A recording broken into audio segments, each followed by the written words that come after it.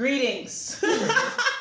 All right, so today is episode. Wait, so we are wrapping up our Black History Month series. Episode 25. Episode 25. Thank you for counting, because I know we did like a fire round with those last 4 episodes. Right. But yeah, we're coming to a close of Black History Month, so I like how we kind of bring it all home. This is not like the actual end. I think it's, what's today? The 20 something. Today's 23rd. The 23rd. Sunday. 29th is Monday. So that's true. The Oscars. Exactly. Oh, yeah. So this is right before the this is right before the Oscars. However, we have to record now because Sia is going on a 16-week tour. First of all, she spent 20 minutes. We were supposed to record yesterday, and now we're recording today because Miss Busybody over here went home as you went to the Knicks game. Oh, okay. I thought you went to the Margarita Tuesday, or Margarita Monday, whatever it was. That has nothing to do with this. Okay, so hey guys. Okay, this is D. This is C. And this is Black Meets World. Thank you. I thought you said it last time. So anyway. All right, so this is episode 25. I was saying that we're going to be wrapping up. Oh, you were Black going Month, but on a 64-week tour. Girl. I'm just going to keep adding weeks. Mostly, it took her about 20 minutes on the phone to tell me her schedule from now until... Absolutely not. I sent you my calendar, so don't... Yeah, no. But then the other day, we were on the phone with VOX, and you... When was this? Like 3 days ago. Yesterday. I don't remember this. It was yesterday. Sorry, and on the phone I thought you meant talking, not texting. So anyway, we have some guests in the room. Right. Hello. Hi, ladies. Hi. All right, So we have Raquel. I had to say it out loud to make sure I said it correctly. Hi, how are you? And we also have Sharice, who is unapologetically letting the world know what's up. What's up? Oh, what's up? Hey, y'all remember Rich Kids? Oh my the gosh. song? I'm so bad with this. Where are you from? California. Oh, okay. Oh, me too. Yay, high five. Oh, yeah. Because you always have that Atlanta stuff going on. I know. I do. Exactly. So Sharice actually listened to our podcast, which is awesome. And like, God bless. the episode that we just posted Financial literacy. Yeah, has VOX and Wawa showing out for ATL, which happens pretty much every time they're on an episode together. So here we are. So anyway, to start off our recap, I mean, there's a lot of topics, but right now I guess we can start off with the Super Bowl and Beyonce's Formation. And wow. Yo, we haven't recorded since then? Damn. no, we did all of these before February. Okay, so noted. All right. I mean, you know I'm a B-stan. First of all, I was in New Orleans for Mardi Gras when it dropped. As well as Sharice, girl. We had a absolutely. good time, girl. Oh, I love that city. When I tell you, if America has a soul, it is in New Orleans. Listen, I had such a good time. The food, the parades, the beads, the music. Music. Yeah, oh my gosh. everything. Oh gosh. It was amazing. I've only been one time. I'm sure you've been. What was the occasion? Many Was times. it like Essence Fest or was it? No, I went for Mardi Gras, but nice. it was Good. awesome. Like, I completely agree with you. It just is a totally different. It feels like a different place though, like than the rest of the country. I always say that like New Orleans is part of the Caribbean.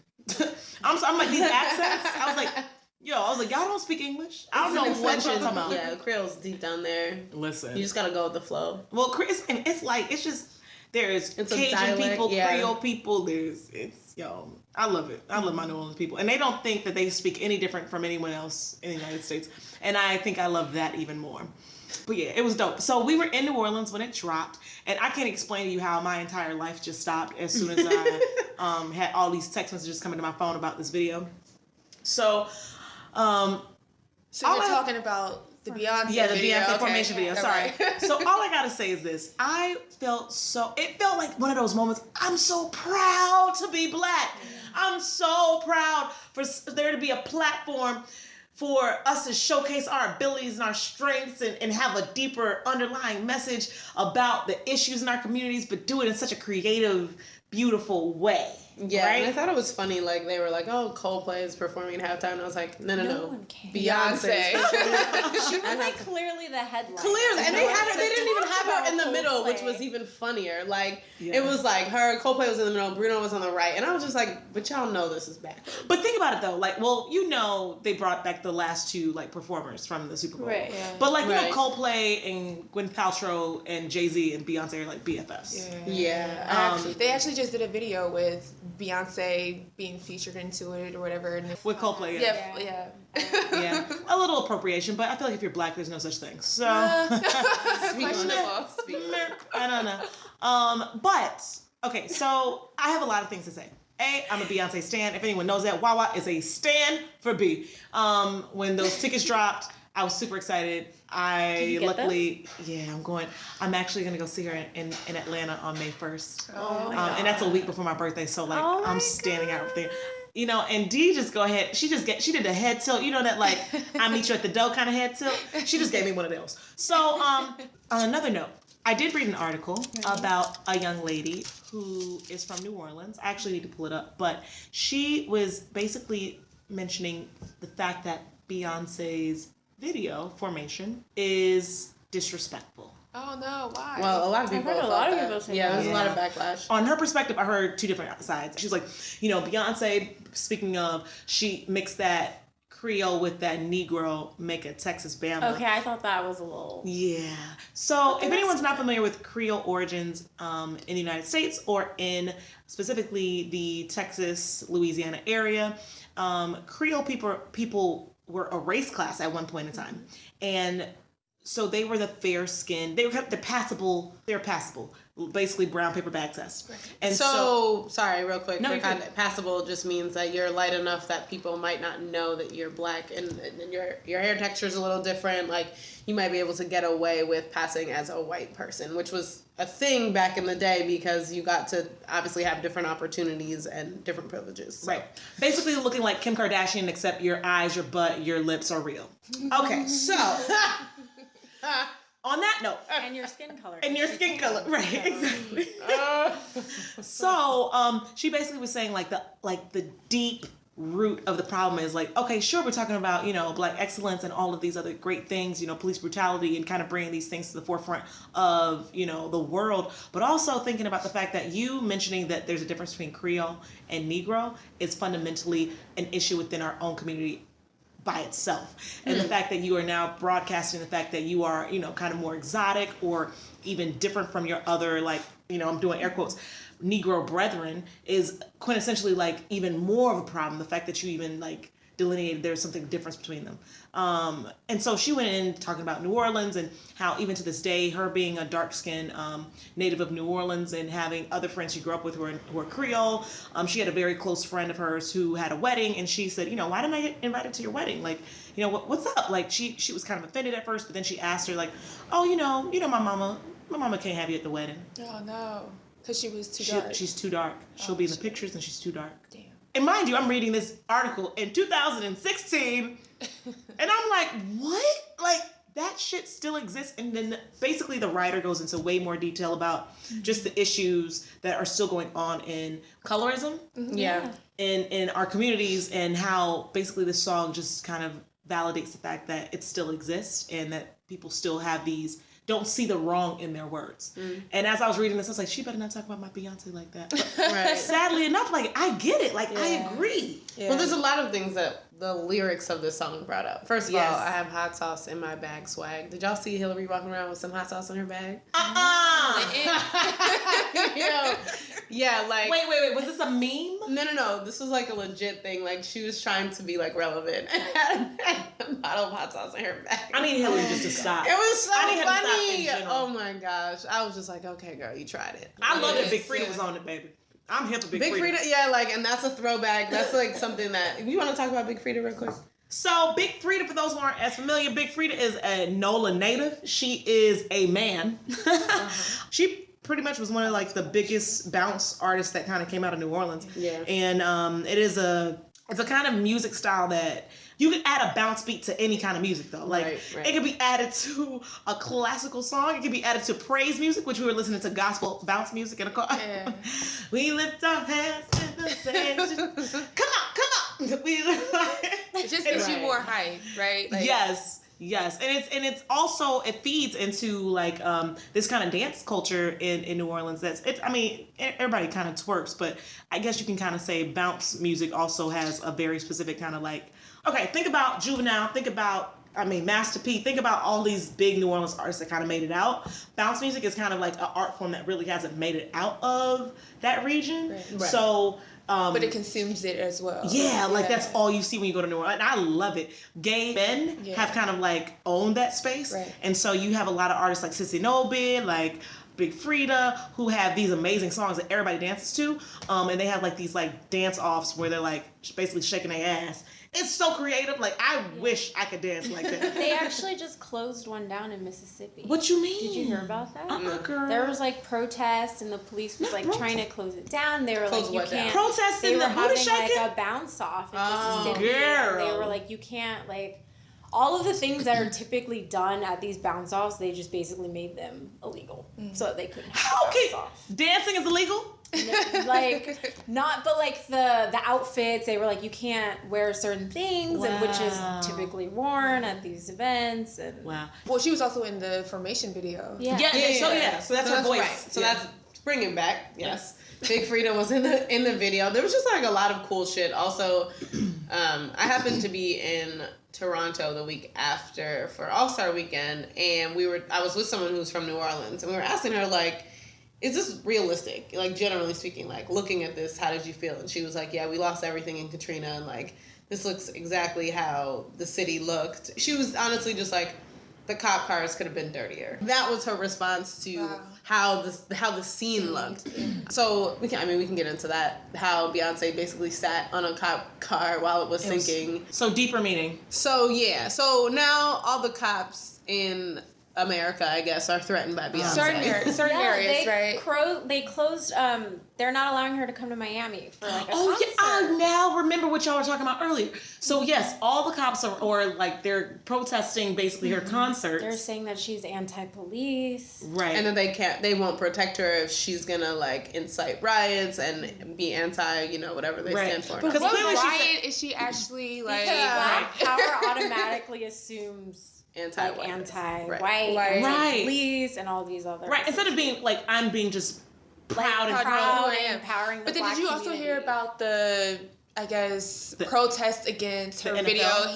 The protest here, and everyone said, everybody said they were gonna come, and it was like 2 people, 3 people, because the Beehive would have shut down the internet. And I actually think they were there too. The Beehive was there as well. Listen, the one thing I know that is strong about the Beehive, you do not come for Beyonce, and I don't care if you kill for Beyonce. Are the president? They be like, I will slash your tires, and I don't care if I'm in the car with you. We both about to die. It just doesn't make any sense. Like, there's a couple deeper meanings to this, right? Like, the KKK and white power, they'll claim that it doesn't mean, anti-whatever, but it's just... progressive organization. Yeah, it's just pro-white. Well, so we can't have a music video? Like, is that really what we're coming down to? Like, I just But essentially, pro-white, as you said, does not mean... pro-black doesn't mean anti-white. But I also think those are very different groups, because the people who are saying something, I think, very vocally, are not necessarily the KKK, but they're like average... hate group. They're average white Americans. Who are not like maybe aware. I think what they tied it back to was like the Black Panther movement, which then got like tied back to like. It's like that's the one thing that took out of it. It didn't help that the Black Panther like documentary got released. Right. Yo, did you watch it? Yeah, Black History Month has been lit because it was like Beyonce was like Formation, then Kendrick got on the Grammys and told all the white people what it was, and then they were like PBS produced this documentary. I was like, damn. So wait, so y'all watched it? Yeah. I haven't recorded. I haven't watched it yet. Also, there's a documentary on Netflix about the Black Panthers as well. Oh, really? Yeah. I'm here for all of the, and like it was basically, I don't know if the PBS special mentioned this too, but it's like how the Black Panthers was basically a movement of all people. It wasn't just like Black people. It was people who are what is the word? Disenfranchised. It's like you're poor. Yes, you're poor people. They talked about that. They did touch upon it. Poor white people. Yeah. Well, I was going to say, like, to the point of what she was putting out there and to that article that you just mentioned, I don't think that you can put so many elements of what our Black experience is and make it commercial the way she did. Yes. So to the colorism point, I don't think that she was actually addressing that. And, that I think it's a fair point, and we need to have a conversation for it, absolutely. But right now, in this climate, it's about... African Americans being, got by white police officers. And I think that she really brought that out in the New Orleans scene. I don't think that... like, to me, you always have to be a representation of what you're putting out there, you know? And so for me, like, she's not necessarily from New Orleans. Although she made it tied. Yeah. Yep, her marketing was excellent. I thought how she executed it, doing the video drop right before the Super Bowl, and then bringing it out, and it all being consistent. And then the tour announcement, all of that. I think that was very, like, legit. But then at the same time, it's like, okay, Beyonce, are you really from there? Can you really speak to the level that, you know, they're actually feeling, you know, all the pain that they're feeling or whatever.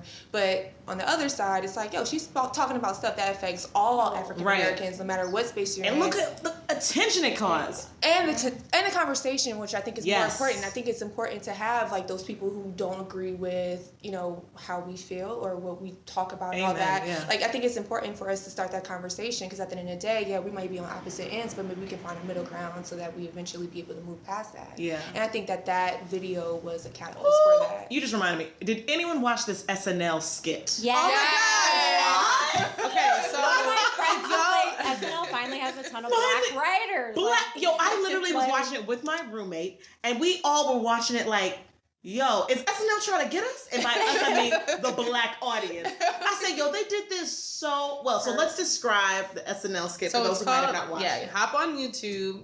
You can press pause on this episode. Hop on YouTube. It's called The Day Beyonce Turned Black. And it literally, you're watching the correct thing. It actually looks like a movie. Like, they put the Universal thing out.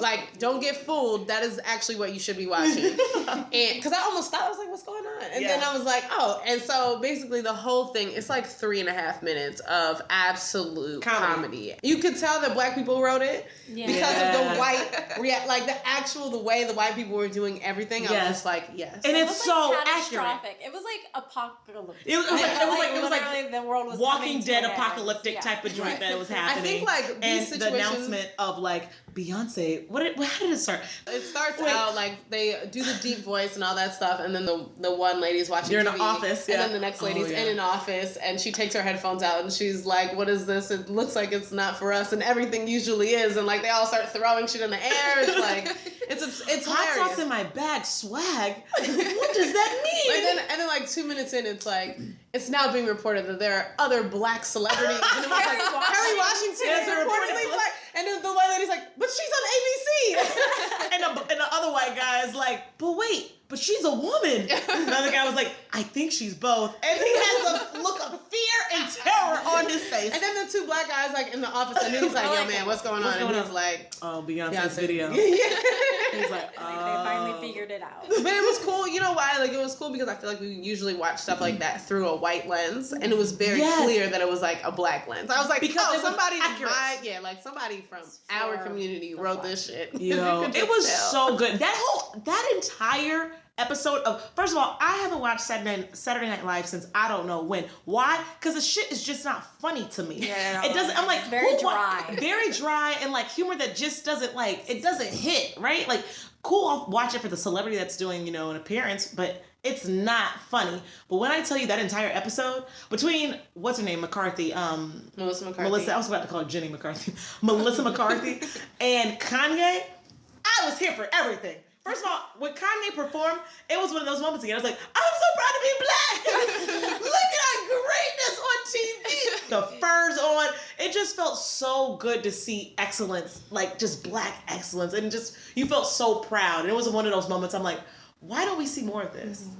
Right? And despite the fact that Kanye is a lunatic, and that is a whole nother topic I want to get into. Sometimes I wonder if it's performative, because he just takes it to another level. So should we dive in? So how y'all feel? Have you listened to the record? Has everyone listened to the record? So I think The Life of Pablo, I've listened to it all the way through. Only the one song. What is it? Highlight Famous beams? or Highlights? Yeah, I like that one. So there's Highlights.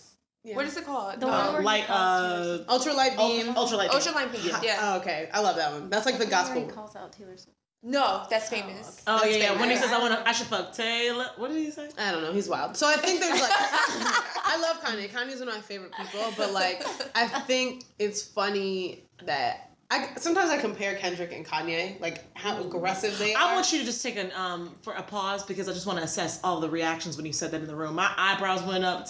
I was just straight up like, ooh. But keep going. Sorry, I didn't mean to cut you off. Go ahead. It's fine. I'm only saying that because of like their aggression and how unapologetic they are about their music and like how they express themselves through their music. Kanye is a lunatic, like you said. Like, he's crazy. I think Kendrick's a little more sane. But I think they both are on two different sides of a spectrum of like still trying to get the same message across. Artistry. Yeah, artist-wise, right. I think Kendrick is a lot more calculated. Yes, absolutely. Like, Kanye would have never done a Grammys performance like that. He gets up on stage and talks about Kanye himself cares for 20 what people minutes. think.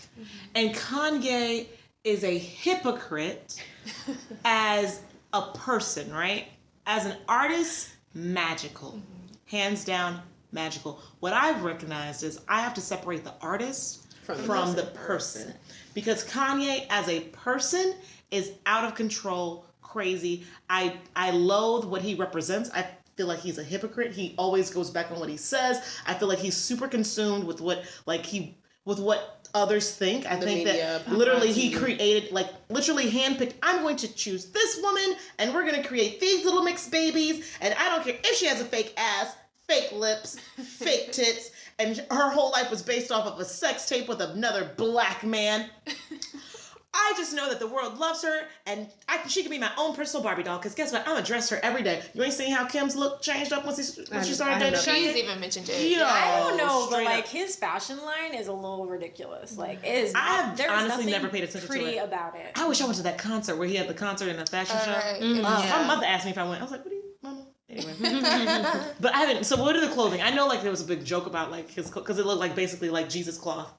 So last year in the fall, and it looked like prison garb. Yeah. Is what I would liken it to. And then this year, it just was like a whole bunch of white, like lace, but not in a pretty manner. It just was really like, it's art. And like furs, and all of the Kardashians wore it, and it was just, it was a hot mess. Yo, like, I do like his execution though, like tying his music to fashion. And then also, like, just speaking about Kanye in general, like, I don't know too many Black men who's reached the level that he's reached, and I feel like sometimes like you don't have the support system that you need, or that you're even willing to listen to up there. So I'm not saying that he's logical, I'm not saying that he's not hypocritical, but I think also though, like, the context in which he's living is very different from what we're living. You know what I'm saying? And so I think you're right, and he talks about that in the album too. Like, he says, like, you know, he doesn't talk to his family as much as he wants to. Like, he only comes for his mom died, sweet potato. really fucked him up also. Yeah. Like, Donda. And he, like, talks about how his cousin basically stole his laptop, and he had to pay his cousin $250,000 to get it back because he was fucking some bitches on his laptop. He had, like, videos of him fucking bitches.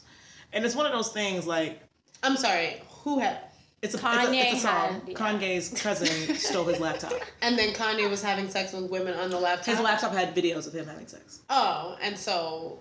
His cousin blackmailed him is what you're telling me. Yes, and he had to pay him $250,000. Got it. I missed it. Sorry. I don't know the timeline of when it happened, but he mentioned it on the. He mentioned on a few tracks actually. But I will say this. Okay, let's take into context. Okay, the celebrity of Kanye. Sometimes we forget, because he is so crazy, how amazing and talented Kanye is. And I never forget his accolades, right? His accolades. Like, how many Grammys did he have? Like 2011. I don't know. Or the fact that, like, Kanye, I go back, okay, think about College Dropout. Think about Graduation. Like, about Late Registration. Those are the most amazing albums of all time. And I remember being in, like, high school, because I was in high school when it dropped. It was like senior year, I think. Like, I remember being like, yo, he's talking about Jesus? Yeah. Like, I was actually listening to, like, Jesus Walks recently. And I was like, yo, and the fact that he said, I'm not going to hit no record plays for this. I'm not going to make money out of this. And I was like, that is the Kanye I miss. Or, like, All Falls Down. Like, just listen to buy a way out of jail, but we can't buy freedom. Like, that's my shit. I love the Diamonds Are Forever. I just love all of it. Amazing content. And now it's like, who's this fucking lunatic? Right after my Dark Twisted Fantasy, it was like, Kanye. Also, you said it, Donda. Yeah. Huh? Capitalism at its best. Yeah. And he's married to a Kardashian. Like, there's a lot of things that have fucked him up mentally. You know, I think it started with the demise of the fact that his mom died, and then he just lost control of everything. Like, I just don't Ain't nobody there to check him. Nobody brought him back to reality the way I think she did, or like grounded him the way that she used to. But in other news, since you brought up Grammys, Kendrick Lamar finally won a damn Grammy. And he won, what, 3? I think Yeah. So did y'all watch the performance? I did. I actually watched it right before we came over. That's so funny. Yeah. We literally just put it up on the screen. We were watching it right good, before good. because she didn't catch it, but that was awesome. Yeah, Kendrick inspires me to do better with my life.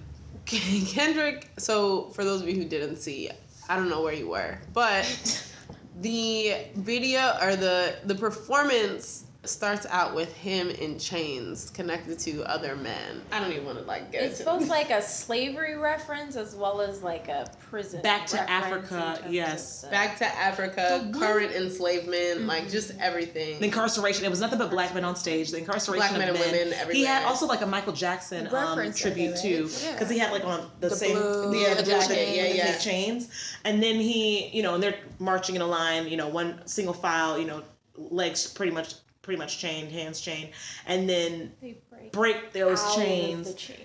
And they have like this Zulu Sheer warrior, strength. colorful Right. like paint on their bodies or their clothes, and they start dancing, and it They're, incorporates crumping. And it was It just was historical. so It went through powerful. literally 400 years of black people It was should be, in this performance. Yeah. That's how I felt. Amazing. And you know what I love about Kendrick? So when that album, To Pimp a Butterfly, when that dropped, I ironically was in South Africa. Wow. So when I heard it, I'm like, the Zulu warrior, and you're talking about Mandela, and I'm like, oh my God, because I was living that experience. So when you're in it, you're all about it, right? And the fact that I was in it and I was listening to this album, I was so inspired and so touched and so encouraged, because I'm like, yo, this man who has such a big platform is now educating the masses of people that don't know anything about Africa or look down upon Africa and don't know or embrace their roots. How did they react in South Africa? Because I know that Africa in general was somewhat obviously disconnected from the African American experience. If you talk to Africans, they don't really understand the mentality of slavery and what it did to really break down the black spirit. And so I kind of wonder how they kind of reacted. So 2 parts of that. A, I don't know how they reacted because I was in my own little realm at the time. But B, it's funny that you said that. I literally had this question. So I'm Kenyan. My family's from East Africa. So I had this question. Oh, so you too busy fucking with your other man? Yeah.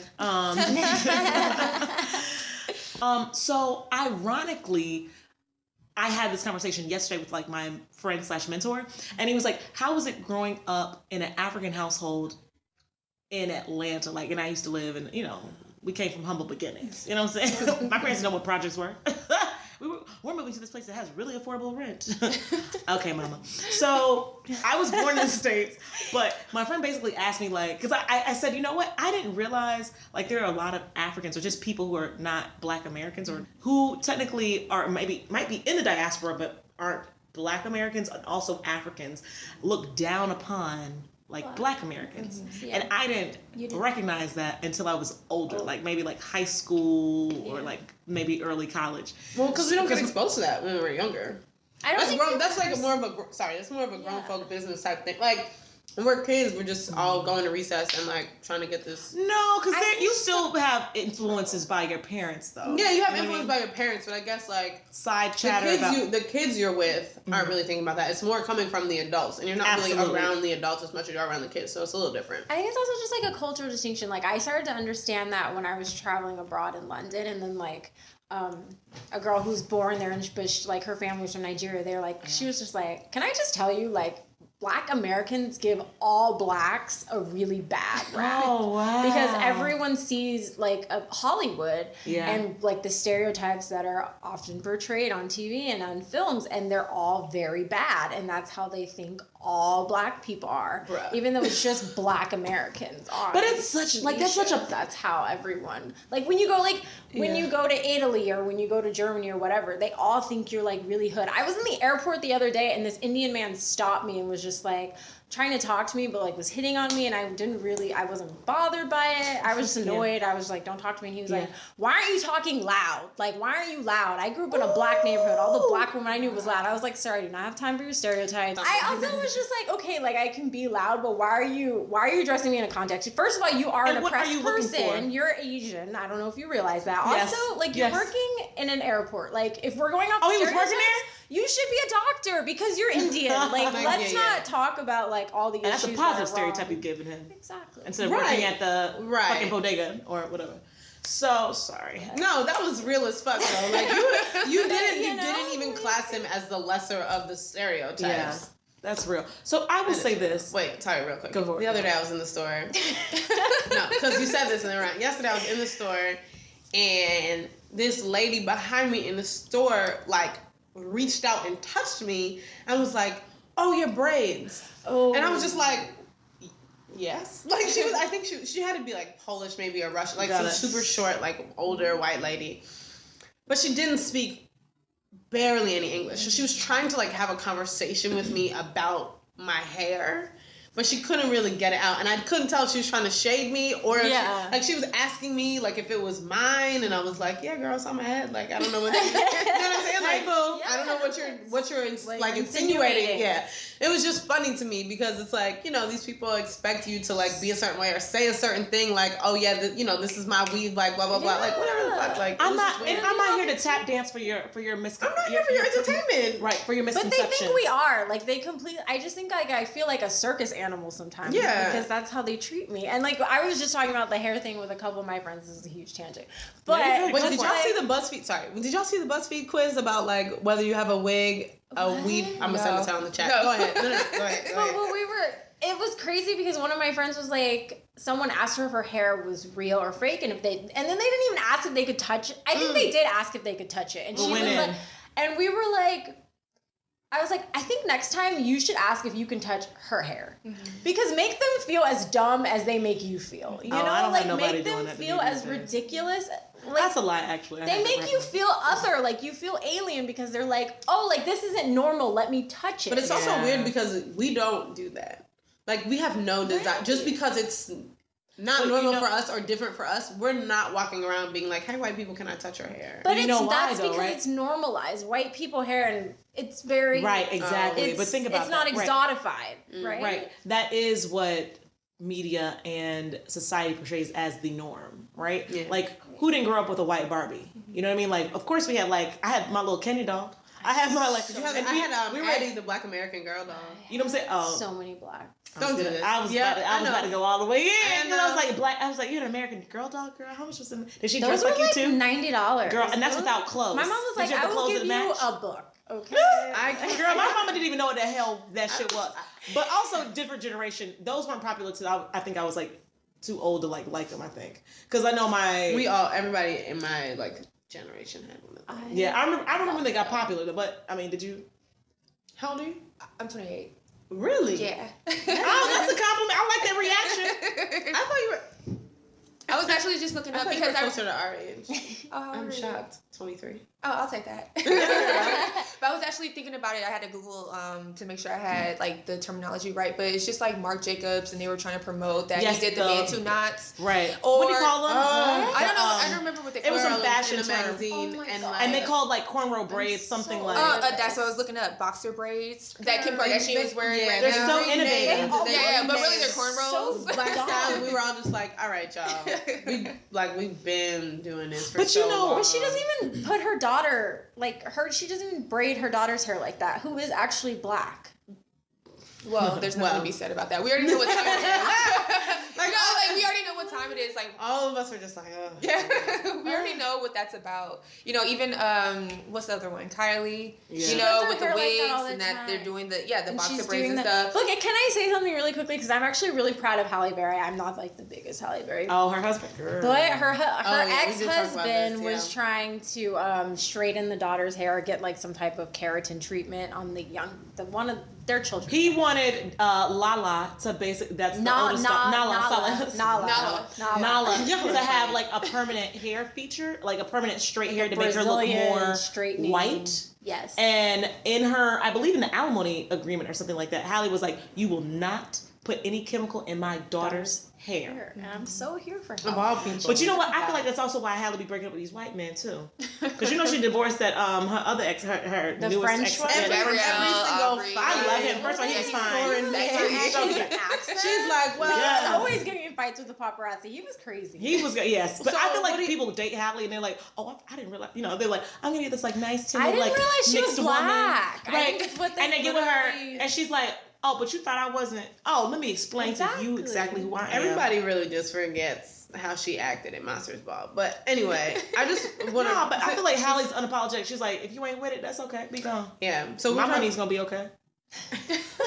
Well, we're talking about hair, and Rachel Dolezal had a baby. All I can tell you is my favorite. She's tweet hilarious. Is Rachel Dolezal is trying hard to be drafted. I trade her for Stacey Jazz, if we're being honest. So, Oh no, Stacey Jazz. Dash. We're not talking about her. Rachel this Draft. episode. So Rachel Dolezal just gave birth to a black baby. We don't know if it's black or not. Has anyone ever seen the husband? I wouldn't make this up. Yeah, it wouldn't be at the back of my mind that I thought her husband think people was assume black, she's and she married had her to like a black her man. brother who was adopted, who was the also wedding black. picture. The wedding Yes, picture. I was forgot. like, I Yeah, forgot. like she had a black family. That's why she was. I don't want to say passable. Right, in the but that's reverse. how it seemed. Right, because she had an older, like her son / her like real like adopted little I brother know. was black. Plus her husband was black, and then she had cornrows. So 1 + 1 = 2. So I mean that kind of makes sense to me. But nonetheless, Atticus is from To Kill a Mockingbird. Yeah, she named the baby Langston Atticus Dolezal, which It is has her after- last name. Well, yeah, she's married to the black man who's. Oh, I didn't know that was her real last. I thought it was her. I didn't know. I thought You it was her that was her maiden. maiden name? I don't know. How are you even giving her time? Right. I'm sorry. Hashtag no more Rachel. Anyway, That's trying too hard. it's just reaching. Like you really went back to this. What if not Rachel? trying to be But what if Rachel? That's just who she is, though. Like, what if she's just one of those people? Like, I'm conscious, even though I might come from a privileged background. I admire the African American race, and you know what? I'm gonna honor it with my firstborn son. But I don't think she's spinning it off that way. She can at least articulate it that way. She's not. She's just like. I feel like also if we gave her any chance to speak, we would go in. I feel like she's just like, this is my child's name. Leave me alone. That's why you're not gonna know my baby father's race. I don't know. Atticus for Atticus Finch. Speaking of which, Harper Lee just passed away like 2 weeks ago. Did y'all read the second book, by the way? No. But I did see it like I was like, no. I actually didn't like the first book. I hate like doing that stuff in school, and then especially feels with like a chore. Oh my It does. god, like when you get to the part where they're saying nigga, it's like oh. And I went to a multicultural. I went to an all yeah, yeah. I went to a I was multicultural. like, you better not say it, and don't make me read it. Yeah. Like, Well, just- speaking of books that we've read in school, and the fact that Toni Morrison turned 85 this month, just because we were talking about this. Did y'all read Beloved in school? Yes. Yeah. Let me tell you about that bullshit. So, first of all, I was the only, of course, black person in my AP English class. Drop AP. And we're sitting there reading this book, and it's just like so uncomfortable. Like that whole, every time someone's reading aloud and they get to a They, part like, where look it's at like, you. yeah, they're looking like, Oh, they made y'all read it aloud? Can I? Yeah, Oh, they made yeah. me read it out loud. So because I had of the way Toni Morrison wrote, like they made it's all about the literary critique, and so they just made us read that entire book out loud during class, and it was just like, why are we doing this? Like, why can't y'all just spare me this? I don't remember reading it aloud. I remember we had to do projects on it. Like we had to do The Bluest Eye. Yep. We did Color Purple, and we also did, ironically, a girl named Ginger Walker, who is my classmate from high school. She is direct relative to Alice Walker, who wrote The Color Purple. And she was in your English class. She was in my IB, International Baccalaureate English class, yeah. So it was cool. Be an IB. I know. Hey, girl. Most people don't know what the hell it is. But we basically did all these projects. And mind you, I went to like a diverse high school, but it was diverse in the opposite way. It was like a sprinkle of white people. That's funny. But no, it's but as yeah. But It's weird. All the black books though that we read in class, it was just always that awkward. Like everyone's looking at you. Like, how do you feel? I was really cool in my English class because our teacher. This is so random. My teacher was the parent of someone I was friends with and like was graduating with. We used to like hang out at her house and like there was a group of us. We were all Y'all were with her. friends, like, yeah, you were and more so than a little I knew familiar. her outside of school. Like it'd be weird to be hanging out with somebody who grades my papers. No, I went to No? a school. I went to an all-black private school, and the lady who taught the class, I was best friends with her daughter. She was the same age as me. Oh, wow. And the lady got me into the music of conservatory, like scholarship. Aw. Yep, she put me on to classical music. I started playing cello because of her. That's like, amazing. Yeah, so I don't think it always has to be awkward. Okay. But granted, it was just funny, like because I was really cool. I was cool enough that I was like, okay, so I realized I'm the only black person in here. Like, if y'all have questions, you can ask them, but I can't speak for everybody. I can only speak for myself. Especially at that age where kids are so immature, they don't know. Like How to approach the they're subject. genuinely asking questions because they don't know. I have no clue what's going on. They don't even know how to ask the right questions. Yes. Right. I was gonna say it's the same could be said for adults now. No, thank you for that. 'Cause as you know what's crazy? So y'all know I travel every week to Middle America, and I thought last you were week. gonna say out of the country. Go ahead. Oh, girl, whatever. So this last week I was in Charlotte, but so it's one of those things, right? I realize race is irrelevant if you are uneducated, if you're poor. Race is irrelevant regardless. Like, we're all people, but your experiences shape who you are. And unfortunately, if you are a person of color, you just have more harder life experiences more than likely than your melanin deficient counterpart. With that said, I was in Charlotte, and mind you, I'm with my boss, who is, she's Dominican, but she's like white Dominican, right? I'm with our other coworker, who is white. We're in an all-black client venue. Center. Yes. And so, I love black people who love black people. I love people who love people, whatever. And this woman is like, hey, you're very pretty. Oh, your hair is so gorgeous. She touches me. She reaches out and starts touching my hair. This is a black woman. Black woman, yeah. Okay. And I realize at this moment, my boss is looking directly at me. And I thought to myself, this ain't good, Wawa, because I realized I've now given opportunity, or I've given clearance that you can reach out and touch. Yes, precedent.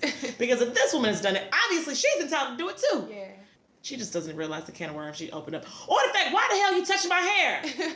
Aside from that, like the main point is why. Like, girl, why do you feel the need? But people are people. I love how this conversation keeps going back to hair. Oh, really?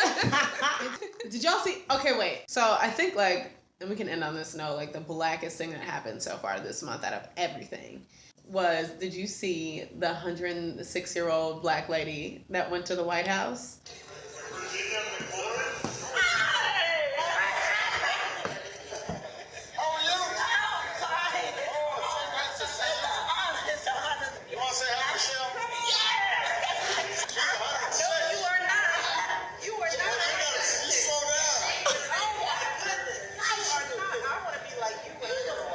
She's dancing. She's like diddy bopping. Oh my gosh, she's so happy. She's so vibrant. So little. 106, baby. And look at those nails. I thought I would never live to get in the White House. You are here. I tell you, you are here. So happy. We are happy to have you.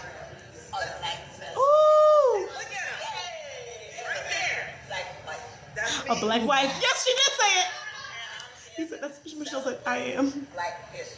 Yeah, that's what I'm here. That just warmed my soul. That literally poured into my soul and just made me so happy. Think about what this woman has seen in 106 years. Word. I think it was like 18 presidents has gone. Yeah, like she's gone through basically. 100 years old. This woman got to two-step her ass in the White House, and she's just like, "You are a black man married to this black woman." To this black and we're woman. here for it. Think about the fact that her grandfather might have been a slave. Yeah. Girl. Think about the fact that her mother was. Her mother may have been a Think about the fact that slave? she was. No. I'm saying like she's 106. That means that she was born so in around when the NAACP was founded. She was born in 1910.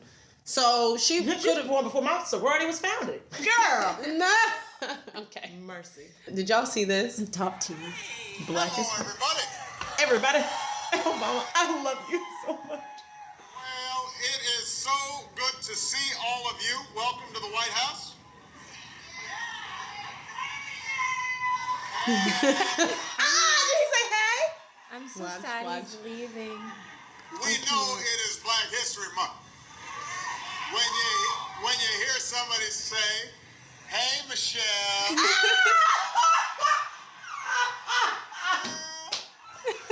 Oh, it gets better. you look so good. He's all right. It's you, baby. They are showing themselves. But why are they like? It's like I grew up with that person. Yeah. I know that person who's Right. talking right now. Girl. I can relate to them. Michelle, you look good. Hey, Michelle.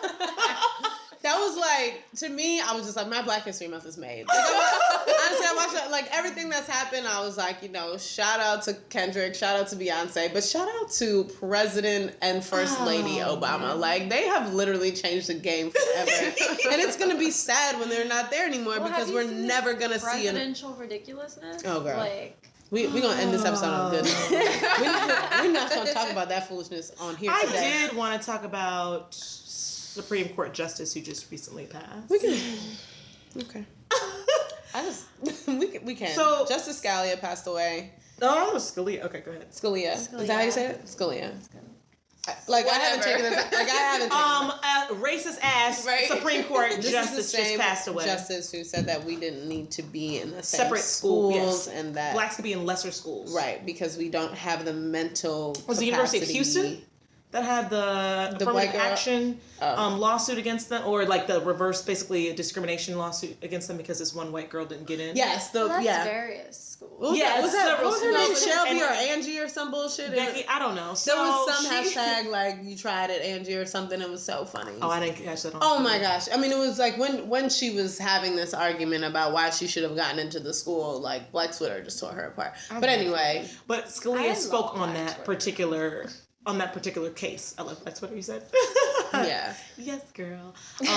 But I think it's important to state this. It's such a fundamental year because Obama has the privileged opportunity and the home team advantage to elect who he wants to in that position. absolutely. When you And they were calling for a stay of that position. Like, did you hear about this? they're gonna like filibuster him or something like that. Yeah, to the make sure Republicans he- are basically trying to make it so that he doesn't have the time to replace that position until He don't have he's- the time. he has plenty of time. Like, he's the president until bruh, 2017. they don't have Hello. the time He to has do another that. year. They just Calm don't down. have it. And just Go fact for check, is Abigail Fisher? Abby, I was so close. Angie, I was It's close. okay. It's okay, girl. And it was Austin. Texas. Okay, Texas. Thank you. Yeah, It was like it was Boy. just a hot mess. I which- appreciate you. Yes, girl. Yeah, we I need, just we do need more that better because for I hate homework. being. Yeah. So whatever. Shout out to President Obama. I mean, I'm appreciative of the fact that he can replace a Supreme Court justice. Like, I think that's awesome. That will, I mean, pretty much affect the rest of our fucking lives. You know what? Yeah. I think also, like, I wasn't really engaged in politics, and now I'm becoming more engaged in politics. Absolutely. But one thing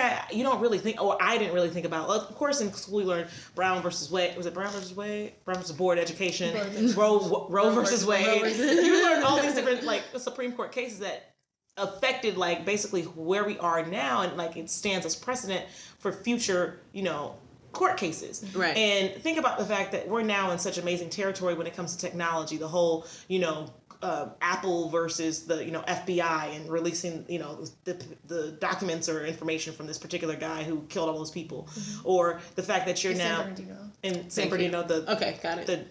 were they linked to ISIS? I don't know. I don't like to throw away. Got it. ISIS, Okay. But, or the fact that now you have, legalizing marijuana, legalizing Gay marriage. let love win, gay marriage. Yeah. I feel like affirmative action should be policy in not only school, but in corporations. But you know what? The whole thing about affirmative action is really like disconcerting because it affects white women more than it do necessarily African American. It was created to help white women, and they Right. act like it's just a race thing. It was for white women. It's And we talked about that. We've talked about that before, like how feminism applies to white women, And it's not womanism, right? yeah. There's a lot of things that are geared toward. But like when people initially kind of created some of this policy, it was for the minority at the time who were white women. It wasn't necessarily us. Like they were getting their rights before Black people were, and well before Black women were. So it was a completely different movement in terms of like who was actually benefiting from certain things as they were coming up. But I want my reparations. Go ahead. I was gonna say, how do you guys feel about, because Obama didn't attend, was it Scalia's or Scalia's? Oh, his funeral. Funeral. He went to his viewing, but he didn't go to Viewing his was his actual actual funeral. funeral. He got things They to said do. it's the first standing president who hasn't attended the funeral. I was like, but the man went to his viewing. Like, what else you want a man to do? Like, he had stuff to do. My whole thing is like he got to put a new person in office. Right, Hell, he and- got and- things to do, people to and see, Scalia would've and been Black History sitting- Month events to attend. exactly. He dropped dead at an opportune time. God bless him, his soul, his family. And on that note, we're gonna wrap this up right now. End of It year. was gonna happen at any time. I'm sorry, I'm getting gashed around the room. I'm like, if it was gonna happen, it happened have an opportunely. God bless Black people, the United States of swag, and President Obama. Not United States of swag, girl, but I'm here for it. United States of slay. I like slay a little bit better. We slay. Okay. Bye, y'all. Thanks. Go for it. Thanks to our guests. Yes, thanks. Thanks to our guests. We appreciate y'all. Thank input. you. for coming in this cold, slushy, windy, and rainy day in New York City. Thanks, New York. Keep following us. So we posted 4 episodes. By the time you guys hear this, we'll have posted 4 episodes, one every week for Black History Month. So feel free to binge listen to all of those and let us know how you feel.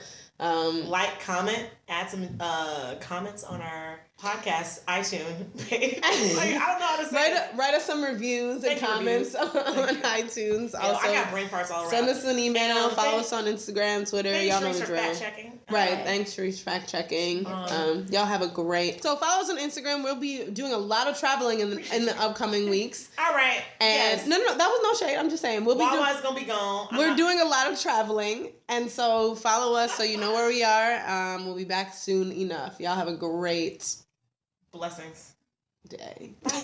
Bye. Bye.